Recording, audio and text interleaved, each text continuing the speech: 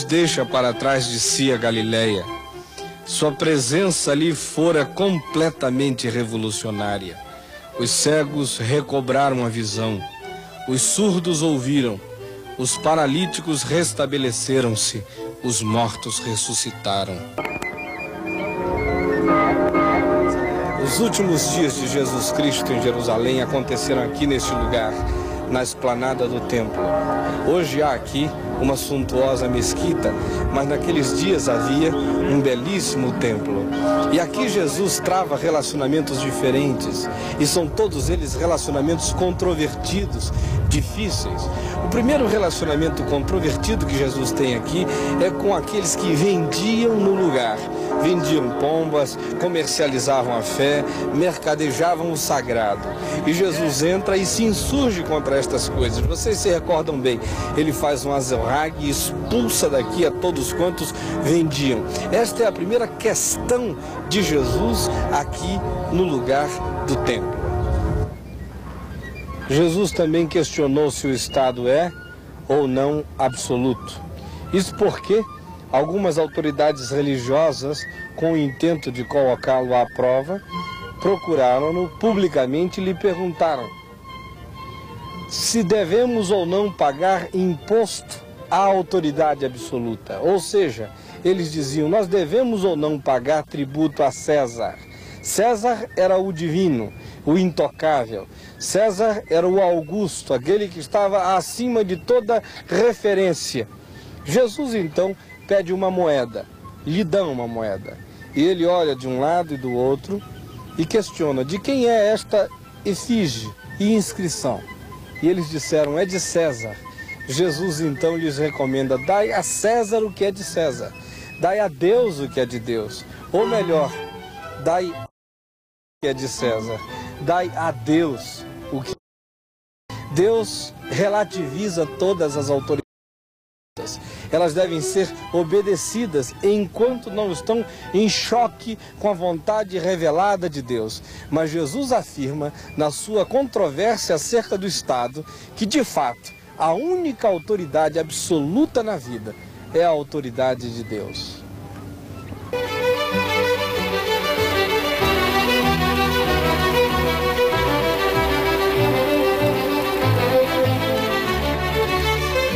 Outra das controvérsias de Jesus Cristo diz respeito à lei e pode ser perfeitamente ilustrada pela presença do Muro das Lamentações.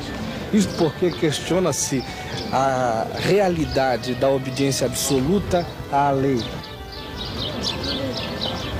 Isso porque a liderança judaica resolve testar que tipo de compromisso ele tem com a lei. É por isso que eles se reúnem num concílio teológico e escolhem um teólogo, um especialista nesse assunto, para colocá-lo à prova. E eles então se aproximam dele e lhe perguntam, mestre, qual dos mandamentos da lei é o mais importante? Vocês observaram como esta pergunta é sutil? Se Jesus elegesse qualquer um dos mandamentos na lista, de cima para baixo, significaria que ele fazia diferença entre mandamento e mandamento, ou seja, ele teria relativizado a lei. Justamente por isso, Jesus pensa e responde que a síntese dos mandamentos é a seguinte: amarás o Senhor teu Deus de todo o teu coração, de toda a tua alma e de todo o teu entendimento e de todas as tuas forças. E acrescenta, e amarás ao teu próximo como a ti mesmo. E depois afirma, desses dois mandamentos dependem toda a lei e todos os profetas. Isto sumaria, isto resume todo o ensino de Deus. Com isso, Jesus Cristo afirma que o importante não é a observância letrista, legalista, meticulosa à lei, mas na nova era que ele vem instaurar, o que realmente importa é o amor. Quem ama não fere, quem ama não machuca, quem ama não magoa. Quem ama não esmaga, quem ama não trai, quem ama não adultera, quem ama não cobiça, quem ama não comete blasfêmia contra Deus. O amor é o cumprimento de toda a lei. No cristianismo, o único dogma que permanece é o amor. Em Jerusalém, Jesus não somente estabeleceu confrontos, mas também afirmou algumas revolucionárias lições. Uma delas é aquela que ele faz sobre a expressão da religiosidade dos super-ortodoxos. Ele conta a história dos dois homens que foram orar no templo. Um deles, o ortodoxo, diz: "Meu Deus, obrigado porque eu não sou como esse cobrador de impostos que está aqui ao meu lado. Obrigado porque eu sou religioso e reto." O outro homem não conseguiu nem mesmo olhar para o alto. Somente esmurrava seu peito e dizia: "Deus, tem piedade de mim porque eu sou um pecador." A conclusão de Jesus para o desapontamento dos religiosos foi a seguinte: "Com toda certeza eu digo a vocês, o cobrador de impostos foi o único que voltou perdoado para casa." Não era de admirar que a religião oficial gostasse tão pouco de Jesus. Mas Jesus não apenas confrontava as autoridades do seu povo. Ele, sobretudo, realizava milagres ante os olhos do povo e dos seus discípulos. Vejamos agora alguns desses milagres. Jesus veio de Betfagé, no alto da montanha, a caminho de Jerusalém, no templo, possivelmente passando por esta região, onde há águas e bastante figueiras. Exatamente neste lugar, Jesus sente fome e procura fruto na figueira, mas a figueira está apenas cheia de folhas. Jesus então amaldiçoa a figueira, dizendo: "Nunca mais nasça fruto de ti." E ela no mesmo instante secou. Estas aqui estão secas porque é inverno em Israel. Mas imaginem só, se esta figueira estivesse cheia de folhas, verde de folhas, e subitamente ela secasse. Não é de admirar que os discípulos que estavam com Jesus ficaram atônitos, ficaram mesmo chocados. Tamanho foi o choque deles que eles não conseguiram conter o que viam e exclamaram, surpresos com o que acontecera. E Jesus então lhes diz: "Por que estáis surpresos? Em verdade eu vos digo, que se tiverdes fé como um grão de mostarda, direis a este monte." Possivelmente a este monte Jesus tenha aludido, dizendo: "Ergue-te e lança-te ao mar Mediterrâneo." E Jesus disse: "Se vocês tiverem fé, isto vai acontecer." Este milagre da figueira é uma afirmação suprema do valor e do poder da fé. Outro milagre de Jesus aconteceu exatamente neste lugar, no tanque de Siloé. Estranhamente, este é um milagre que acontece sem a presença física de Jesus Cristo, porque Jesus encontra com um homem lá em cima, no templo, que é um homem cego de nascença. Jesus se condói dele, passa-lhe perto, sente-lhe a dor e a aflição. E em seguida ele faz uma coisa que para alguns pode parecer bizarra. Ele cospe no chão, faz lodo com a sua saliva no barro e aplica aos olhos daquele homem. E diz ao homem: "Vai ao tanque de Siloé." E o homem vem a este lugar. E Jesus manda que aqui ele se lave. O homem então vem ao tanque, se lava, passa a água nos olhos, lava o lodo que Jesus fizera em seus olhos e imediatamente começa a ver. É uma manifestação completamente forte e veemente dessa divindade inexcusável de Jesus Cristo. Daqui em diante nós vamos falar sobre um outro poder de Jesus, seu poder de profetizar.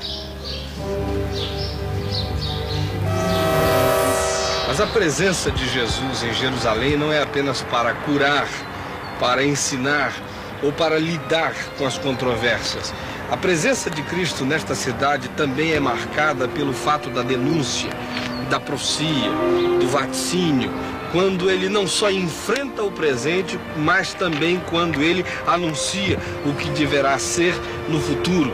É por isso que aqui Jesus sai do templo e vem para o Monte das Oliveiras.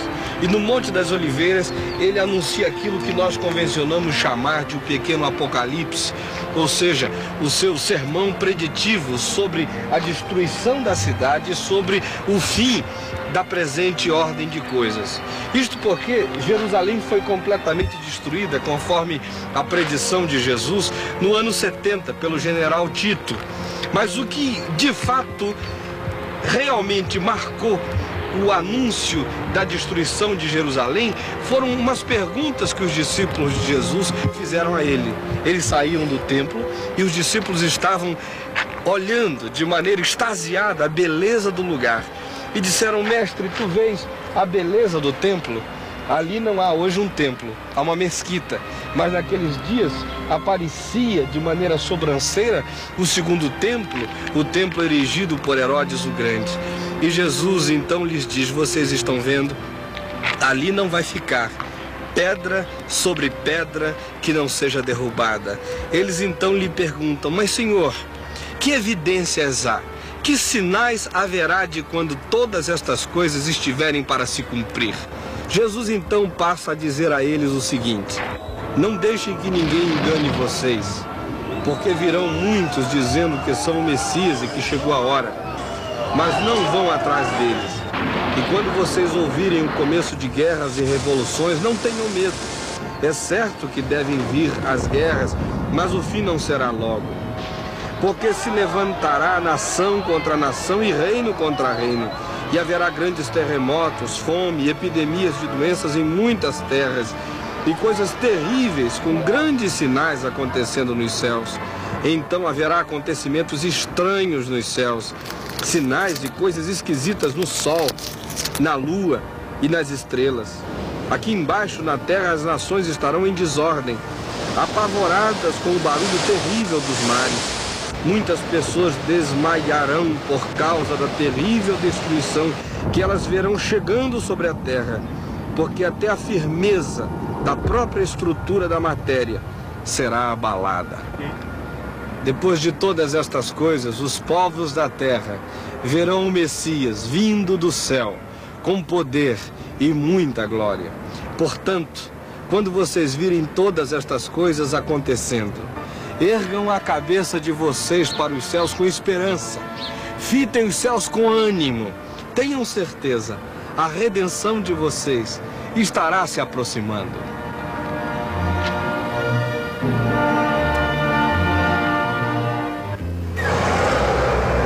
Quando Jesus acabou de pronunciar o seu sermão escatológico, ou seja, a sua mensagem sobre a futura destruição de Jerusalém e o fim do mundo, ele passou a ensinar os seus discípulos acerca daquilo que seria o grande dia do julgamento. O cenário dele era exatamente o nosso, o Vale de Josafá. O Vale de Josafá, na tradição judaica, era o lugar aonde a humanidade inteira haveria de ser julgada, pesada, avaliada pelas suas obras. Jesus então aproveita esse cenário, essa geografia e essa perspectiva cultural para infundir na mente daqueles que eram seus ouvintes a ideia de que ser humano algum pode passar impune pela história. Haverá um juízo para todo ser humano. E ele então diz o seguinte: no último dia, quando vier o Filho do Homem com toda a sua glória, ele vai separar os seres humanos uns dos outros e separar as nações, assim como o pastor separa o cabrito das ovelhas, e colocará as ovelhas à sua direita e os cabritos à sua esquerda, e dirá inicialmente àqueles que estiverem à sua direita: vinde, benditos do meu Pai, entrai, tomai posse do reino que vos está preparado desde antes da fundação do mundo. E eles então vão dizer: mas por quê? E o Senhor dirá: porque eu tive fome e me deste de comer, eu tive sede e me deste de beber, eu estive nu e me vestiste, eu estive preso e foste ver-me, eu estive enfim abandonado e tu te solidarizaste comigo e por mim. E eles vão dizer: mas Senhor, nós nunca te vimos nesta situação. Mas Jesus diz: eu lhes direi todas as vezes que vocês fizeram isso a um desses pequeninos irmãos de vocês, a mim vocês o fizeram.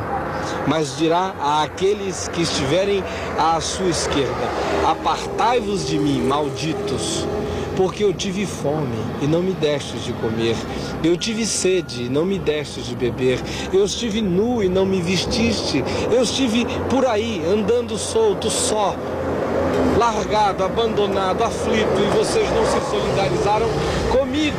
E eles vão ficar surpresos e perguntar: quando foi, Senhor, que te vimos assim? E Jesus afirma: todas as vezes que vocês deixaram de fazer isto a um destes pequeninos seres humanos, vocês deixaram de fazer a mim. Aqui no Vale de Josafá, Jesus ensina que a omissão fria é tão desumana quanto o mais cruel homicídio. E pior ainda, ele nos diz que a maioria de nós vai ser julgado não por aquilo que faz, mas por aquilo que deixa de fazer. O compromisso com Jesus deve ser mais do que um verbo. Fazer justiça ao explorado e aflito agrada mais a Deus do que um simples ritual vazio.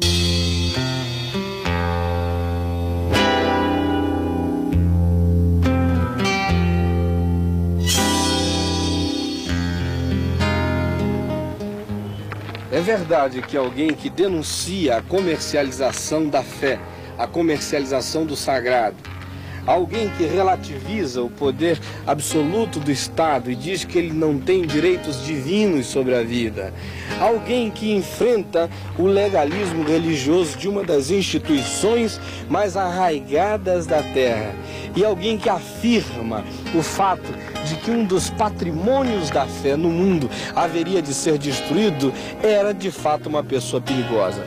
No entanto, o que nós perguntamos, o que nós questionamos é o seguinte: o que teria agilizado, o que teria apressado o processo da morte de Jesus Cristo? De acordo com a versão de Mateus, foi algo que aconteceu precisamente ali, na casa de Caifás. Uma reunião havida ali teria apressado a morte de Jesus Cristo. Quando Jesus acabou de pronunciar o seu sermão escatológico, Mateus diz literalmente que ele chama os seus discípulos e lhes diz: dentro de 2 dias aproxima-se e virá a Páscoa. Neste tempo o Filho do Homem haverá de ser aprisionado, vai ser maltratado e será morto. E logo a seguir, Mateus associa essa afirmação de Jesus a um acontecimento que se dá aqui, na casa de Caifás. Lá está dito: por causa disto, o sumo sacerdote e as autoridades do templo se reuniram e decidiram prender a Jesus, atraiçoá-lo e matá-lo. Conforme a versão de Mateus, o que acontece aqui neste lugar é absolutamente fundamental para os fatos que se seguem.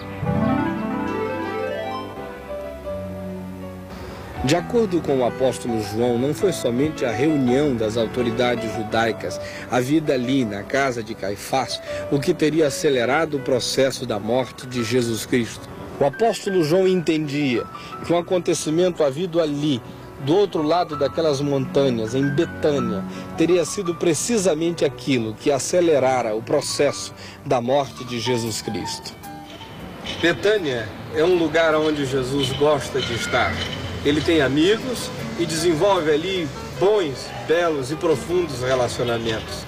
Mas Betânia entra para a história de Jesus não apenas como um lugar da acolhida, é também um lugar da controvérsia, é também um lugar de onde se irradiam questões que se tornam fundamentais para a vida de Jesus.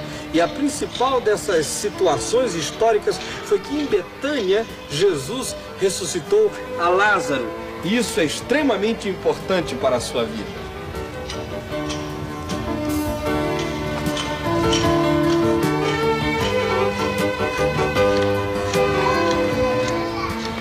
Jesus estivera na Judéia e ali ele soubera, através de um recado, que o seu amigo Lázaro morrera. E ele diz: eu vou para despertá-lo. E quando ele chega a Betânia, ele encontra Lázaro já apodrecido de 4 dias. Ele, no entanto, se condói com a situação, porque Marta e Maria choram. O seu coração se compunge, ele assume que fará alguma coisa veemente no que diz respeito a solucionar o problema insolúvel da morte. É por isso que Jesus resolve ressuscitar a Lázaro. Ele manda que se remova a pedra que há na frente da tumba, olha para dentro e diz: Lázaro, vem para fora. E Lázaro saiu da tumba, ressuscitado de entre os mortos. E Jesus manda que o desamarrem e o deixem ir. No entanto, este acontecimento estonteante, maravilhoso, chega ao conhecimento das autoridades religiosas em Jerusalém. E elas ficam perturbadas, percebem o que aquilo significava no que tangia a afirmar a divindade de Jesus e dizem: se nós o deixarmos assim, o mundo inteiro virá após ele e crerá nele. Por isso eles resolvem que Jesus deve morrer. Depois disto, Jesus começa a se despedir dos seus discípulos. E a primeira medida que ele toma nesse sentido é a de fazer com eles uma inesquecível refeição. Este é meu partido por ti, pra salvação. Em verdade, eu vos digo que eu nunca mais tornarei a beber do fruto da videira, até aquele dia quando eu o haverei de beber novo convosco no reino dos céus. E tendo dito isto, Jesus os convidou para cantar um hino. E após terem cantado o hino, eles saíram para o horto do Getsemane.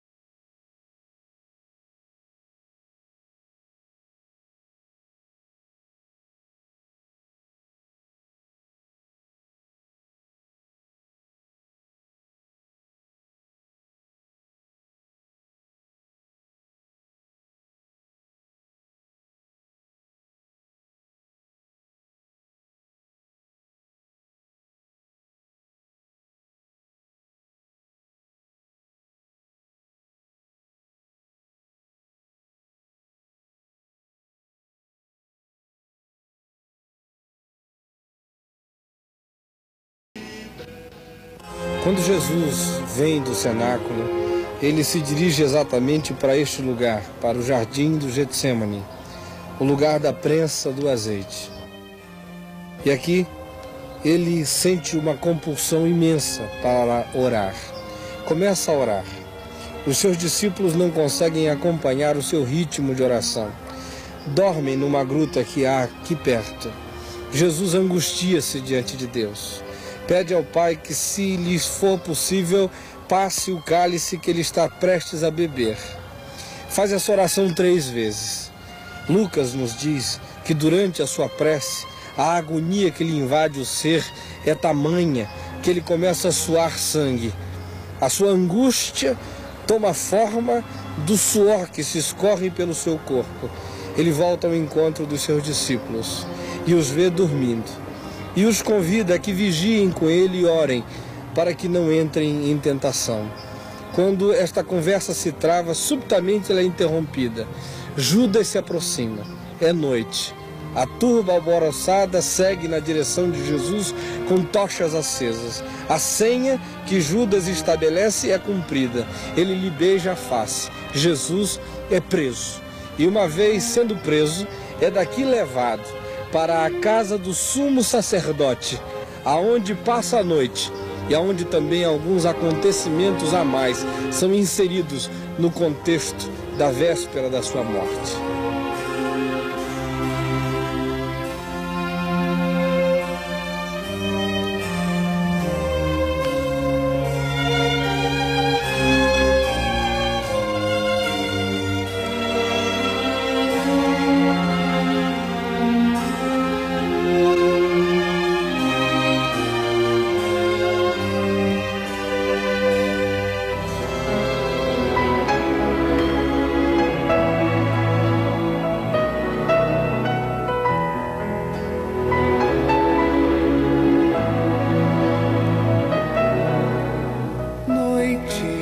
Descanso, viu Jesus amanhecer, sol de um dia triste, sexta-feira de horror.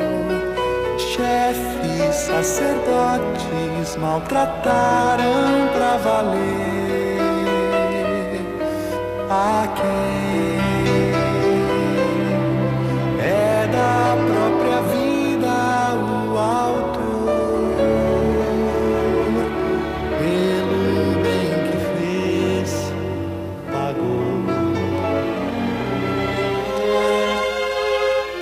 Jesus foi trazido para a casa de Caifás e Pedro o segue de longe. Ele é introduzido na casa do sumo sacerdote e Pedro assenta-se no pátio para ficar mais perto dos acontecimentos e tentar saber o que estava acontecendo.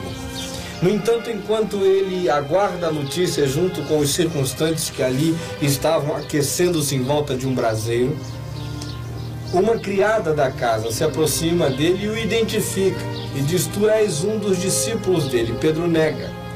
Depois, outra vez, alguém o identifica, reconhece o seu sotaque de Galileu e diz: tu és um dele. Mas Pedro nega. E por último, alguém afirma contundentemente, dizendo: tu és discípulo deste homem. E Pedro diz: eu não o conheço, eu não sou. E neste exato momento, Jesus aparece saindo de dentro da sala da casa de Caifás e fita os olhos de Pedro. Neste momento, cumprindo a profecia de Jesus, o galo canta. E o Senhor olha fundo nos olhos de Pedro. Pedro se angustia e ele sai dali, entra no bosque escuro e chora amargamente. Jesus é daí levado para a prisão domiciliar de Caifás. Após ser julgado pelo Sinédrio reunido ad referendum na casa de Caifás, Jesus é trazido para esta prisão, a prisão domiciliar da casa do sumo sacerdote. Ele aqui fica preso e após isso é levado para uma prisão mais profunda e mais íntima, uma antiga cisterna, usada de maneira hermética para conter aqueles aos quais se quer aprisionar definitivamente. Nós veremos isto a seguir.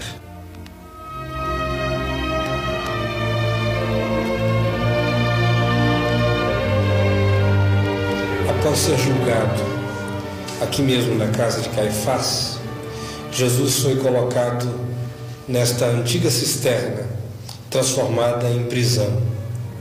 Não havia como sair daqui. Hoje eu tenho luzes que me iluminam neste lugar, mas naquele dia tudo que havia era escuridão. Daí alguns cristãos crerem que cumpriu-se o Salmo 88, exatamente nesse lugar, quando diz: ó Senhor, Deus da minha salvação, dia e noite clamo diante de ti.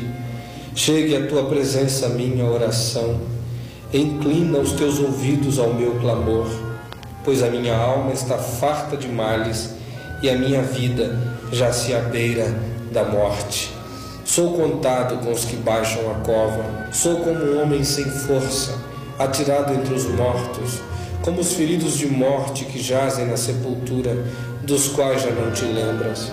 São desamparados de tuas mãos. Puseste-me na mais profunda cova, nos lugares tenebrosos, nos abismos. Sobre mim pesa a tua ira. Tu me abateste com todas as tuas ondas. Apartaste de mim os meus conhecidos e me fizeste objeto de abominação para com eles. Estou preso e não vejo como sair. Mas eu, Senhor, clamo a Ti por socorro, e antemanhã já se antecipa diante de Ti a minha oração, porque rejeitas, Senhor, a minha alma, ocultas de mim o Teu rosto, ando aflito e prestes a expirar desde moço. Sob o peso dos Teus terrores estou desorientado, por sobre mim passaram as Tuas iras, os Teus terrores deram cabo de mim. Eles me rodeiam como água de contínuo, há um tempo me circundam. Para longe de mim afastaste amigos e companheiros. Os meus conhecidos agora são apenas as trevas. E Jesus continuou aqui durante toda aquela noite. E no dia seguinte, ele saiu daqui para ser julgado. Jesus é trazido da casa de Caifás, aonde o Sinédrio o julgou, aqui para este lugar, para a Fortaleza Antônia, aonde estava o governador. E após receber o veredito que lhe incrimina e que lhe atribui como pena a morte, ele é entregue aos soldados romanos que estavam neste lugar. Ele é trazido aqui para este pátio, para o pátio da Fortaleza Antônia, chamado Pretório, aonde ele é escarnecido pelos soldados. Fazem com ele o jogo do rei, que pode ser perfeitamente visto nesta pedra, quando as coisas estavam impressas na pedra e cada uma dessas figuras simbolizavam um tipo de jogo que se fazia com um condenado. E Jesus é objeto desse jogo, de modo que o escárnio se desenvolve com relação a ele.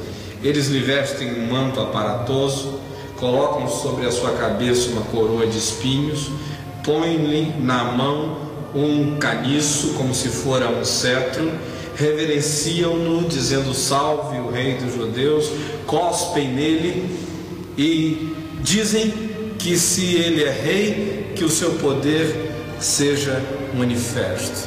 Depois desse escárnio todo, Jesus é daqui tirado e é levado para ser crucificado.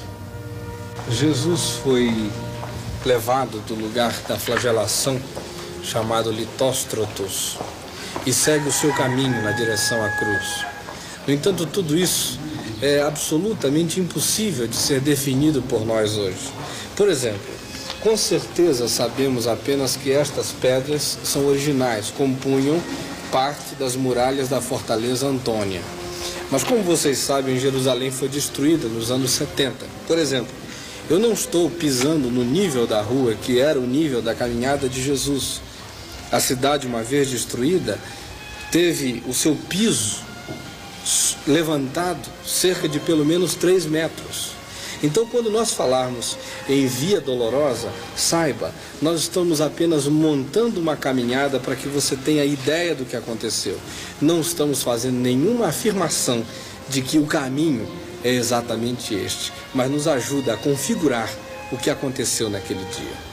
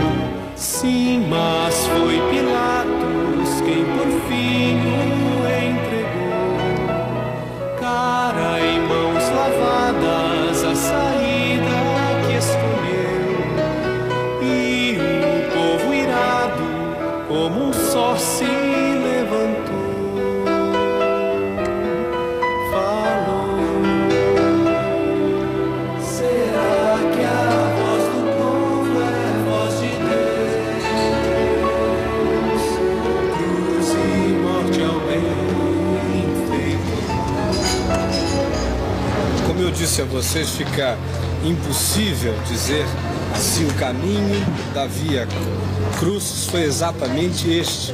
No entanto, há alguns testemunhos originais daquele tempo e daquela época. Por exemplo, essas pedras testemunham alguma coisa da Jerusalém dos dias de Jesus. Com relação ao caminho, fica apenas a nossa certeza de que ele aconteceu. Tenha sido ele por onde quer que seja.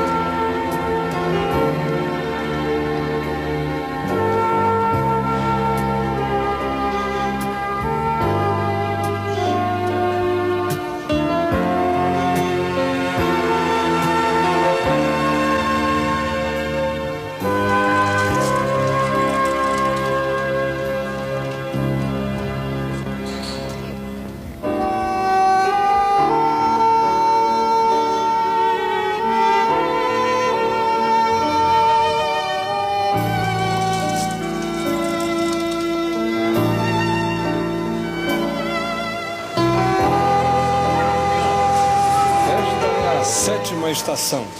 Até aqui todas as tradições religiosas coincidem. No entanto, daqui para frente surge uma grande controvérsia. No passado, esta fora a porta de saída da cidade. Hoje é um dos pontos de conflito entre tradições cristãs. Se a tradição católica está certa, Jesus Cristo saiu à minha direita, para este da cidade, para o Santo Sepulcro. Se a tradição da Igreja Anglicana está certa, Jesus Cristo segue à minha esquerda, para o norte, na direção da tumba do jardim. Eis uma grande questão que nenhum de nós pode resolver, porque nenhum de nós pode estabelecer um veredito absoluto sobre acontecimentos que se deram há 2000 anos passados. Apenas por uma questão de melhor visualização do lugar, nós fizemos opção por trazer vocês até aquilo que se convencionou chamar o Jardim da Tumba. Daqui pode-se ter a visão de um monte com aparência da caveira. E também se tem uma tumba original do primeiro século, aonde se crê que Jesus Cristo esteve, e também de onde se crê que ele ressuscitou de entre os mortos. Venha comigo.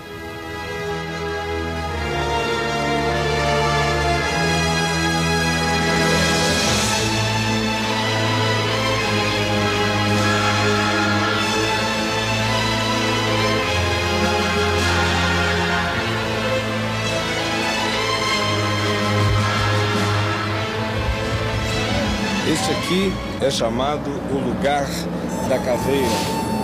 Em 1882, o coronel Gordon esteve aqui em Jerusalém e achou que este monte se assemelhava a uma caveira e creu que ali poderia estar o lugar do Gólgota. Seria uma coincidência muito grande num lugar tão pequeno como este, que o vento tivesse feito erosões com forma de caveira em duas montanhas.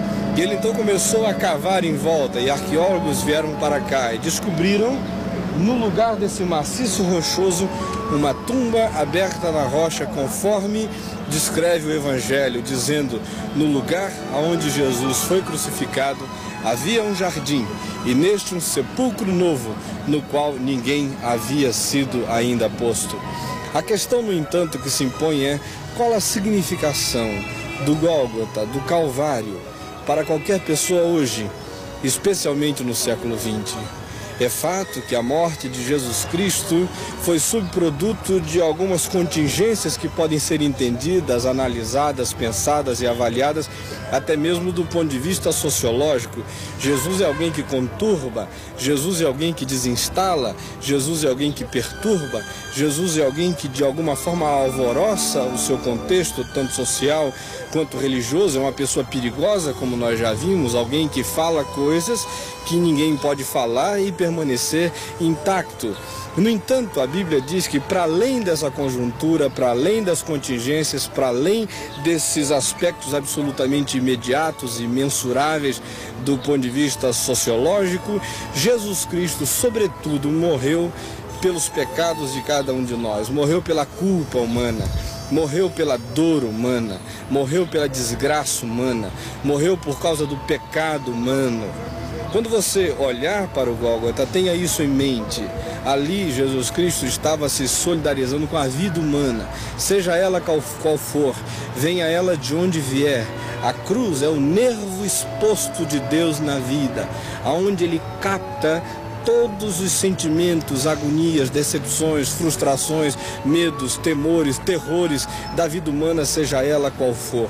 Na cruz, Jesus Cristo se oferecia como oferta diante de Deus pelos seres que não tinham condição nem de ofertar a si próprios, porque as suas vidas não tinham o que significar diante de Deus, tamanho era o pecado no qual estavam envolvidos. O Gólgota significa isso. E Jesus Cristo morreu e foi tirado da cruz e foi levado para uma tumba, a tumba de José de Arimateia, na qual ninguém jamais havia sido colocado. É para lá que nós vamos agora. A cruz aconteceu numa sexta-feira. Jesus é tirado da tumba, é levado por José de Arimateia e Nicodemos para o túmulo o túmulo de José de Arimateia. E diz a Bíblia que ele é envolto em bálsamos e especiarias aromáticas, ele fica como que engessado dentro de panos e de ungüentos que perfazem um total de cerca de 35 quilos. E ele é posto numa tumba, possivelmente neste jardim. E quando ele é aí colocado, uma pesada pedra é rolada para a frente da tumba, cerca de 1,5 toneladas. Passa o sábado, amanhece o domingo, e elas estão querendo chorar e prantear o Senhor, querem perfumar o lugar. Mas quando elas chegam, encontram a pedra da tumba revolvida. A guarda romana que aqui fora posta treme espavorida ante a visão de um anjo que desce dos céus, e ele tem um aspecto eletrizante como de um relâmpago, e ele diz às mulheres: por que vocês estão buscando entre os mortos aquele que vive? Ele não está aqui, ele ressuscitou, como havia dito. Entrem e vejam como está vazio o lugar aonde ele jazia. Essas mulheres saem daqui para dar a notícia aos apóstolos intimidados, apavorados, frustrados e decepcionados que se encontram aqui em Jerusalém. Maria Madalena não percebe bem o que ocorre, fica parada no jardim, chorando. Ela pensa que o corpo do Senhor foi roubado, olha para dentro da tumba, vê 2 anjos assentados, um à cabeceira, outro aos pés, no lugar onde Jesus estivera. Não entende nada. E eles então lhe perguntam: mulher, por que tu estás chorando? E ela lhes diz: porque levaram meu Senhor e eu não sei aonde o puseram.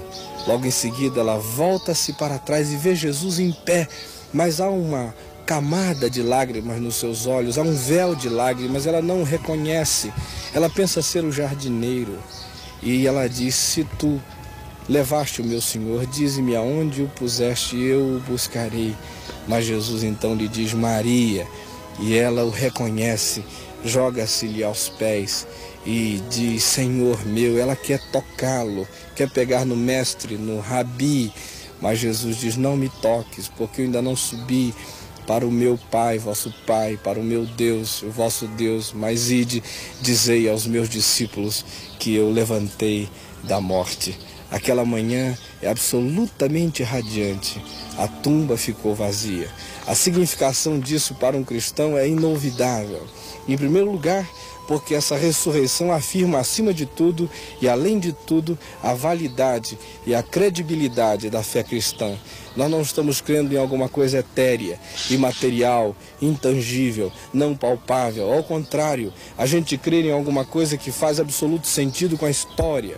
Jesus ressuscitou no corpo, a tumba ficou vazia. As implicações desse acontecimento são cósmicas. Por exemplo, a partir daí, eu e você podemos nutrir no coração uma esperança incontrolável, uma esperança não reprimível, uma esperança que esteja para além de todas as ambiguidades na vida, porque se Cristo ressuscitou da morte, a última palavra na existência é a vida, não é a bomba atômica, não é a bomba de nêutrons, não é a fome, não são as catástrofes, não é a peste, não são os terremotos avassaladores, não são as guerras nem a revolução, não é a extinção da humanidade, não é o genocídio. A última palavra é a vida. A morte, que estigmatiza, que fere, que magoa, que impõe o medo e o terror, que parece reinar absoluta, foi vencida por alguém que saiu dela, que se desvencilhou de suas garras para sempre. E além disso, a ressurreição traz esperança até mesmo para a própria natureza.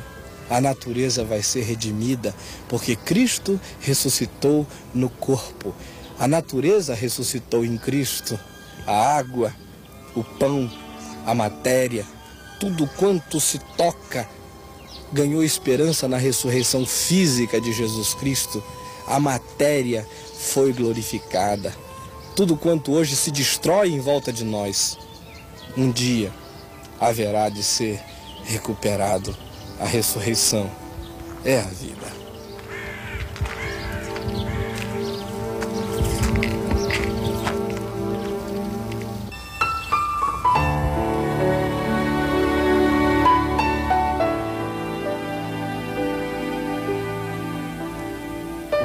Naquele primeiro dia, Jesus apresentou-se vivo para alguns dos seus discípulos. No entanto, a mais interessante de todas as histórias foi aquela que aconteceu no caminho entre Jerusalém e Emaús. Cleopas e um amigo caminhavam desolados, deixando Jerusalém e indo para a pequena aldeia de Emaús, a 13 quilômetros de distância. Eles conversavam sobre a tragédia da cruz e sobre a decepção que Jesus lhes causara. Tudo parecia ter sido um terrível engano.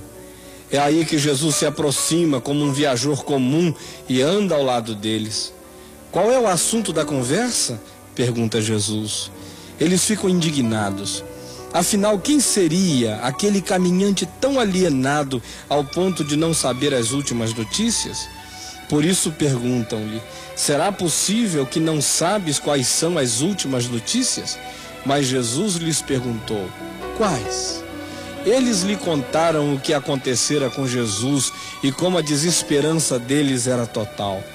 Os olhos deles estavam como que sobrenaturalmente impedidos de o reconhecer. Jesus então disse a eles que nenhuma daquelas coisas encontrara a Deus distraído. A cruz fora apenas o cumprimento de um propósito divino já há muito revelado pelos profetas. Chegaram a Emaús. Jesus fez então a menção de seguir adiante, mas eles o constrangeram dizendo: fica conosco, pois o sol já está se pondo e a noite chega. Jesus entrou na casa deles.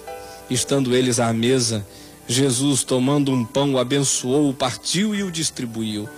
Então os olhos deles se abriram e eles reconheceram a Jesus. A grande lição de Emaús reside nesta pergunta: quais? Isto porque as mentes dos discípulos de Jesus tinham ficado congeladas naquela sexta-feira fatídica em Jerusalém, a sexta-feira da cruz. Sempre que as pessoas deixam-se impressionar pela tragédia, a tragédia marca, a tragédia impõe um signo de permanência. A tragédia sempre quer e deseja instaurar-se na perspectiva de ter o status da desgraça para sempre posto, infundido na mente humana. Os discípulos estavam assim. E sempre que a gente está com esta obsessão do trágico, parece que a desgraça se torna a última e a mais importante das notícias na vida da gente. Jesus, no entanto, pergunta aos seus discípulos: quais são as últimas notícias? Porque para ele, a sexta-feira já se havia posto, o sábado já tinha passado, raiara um domingo de vida. A morte já não era a última notícia. A última notícia no calendário de Jesus era a ressurreição. Guarde isso em sua mente. Por mais que as guerras aconteçam, as bombas possam destroçar sociedades e civilizações, por mais que a fome se instaure em muitos grupos humanos, mas Jesus me ensina a crer e a esperar e a saber que daqui para frente, a última notícia já não é a morte. Daqui para frente, a última notícia é a vida. De fato, Jesus ressuscitou dos mortos. Não pode haver dúvida a este respeito. As provas da ressurreição foram muitas e foram incontestáveis. Durante 40 dias, Jesus apareceu aos seus discípulos e lhes deu instruções de como seria a vida deles, dali para frente. Era hora de Jesus ser assunto aos céus. Ele então traz os seus discípulos para este monte, para o Monte Olival, que está distante de Jerusalém, cerca de 1 quilômetro. E aqui no topo deste monte, Jesus começa a despedir-se dos seus discípulos. Eles têm algumas perguntas a fazerem a ele. Uma delas é eminentemente nacionalista. Eles são patriotas, então lhe perguntam: Senhor, será este o tempo no qual tu vais nos libertar da opressão dos romanos? Quando será o tempo no qual tu vais nos livrar de todo cerco, assédio e opressão dos nossos adversários? Jesus então lhes diz: não vos compete conhecer tempos ou épocas que o Pai reservou para a sua exclusiva autoridade, mas vocês serão minhas testemunhas, tanto em Jerusalém, como em toda a Judéia e Samaria e até os confins da terra.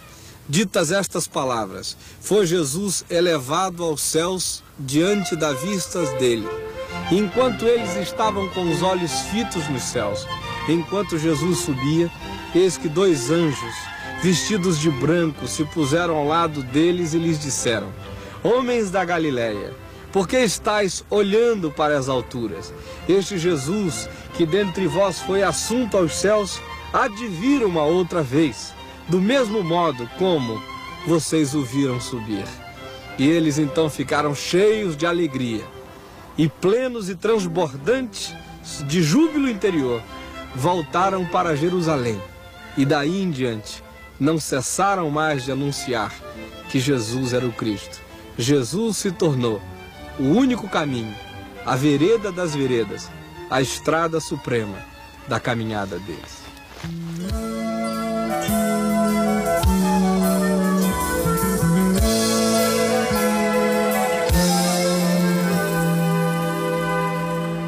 Bem distante no horizonte, quando amanhecer, a correr eu vou sair. Violão e corpo ao vento, após a garoa da noite, ansioso pra ver despontar deslumbrante de cores diversas no céu, decorando a paisagem do dia.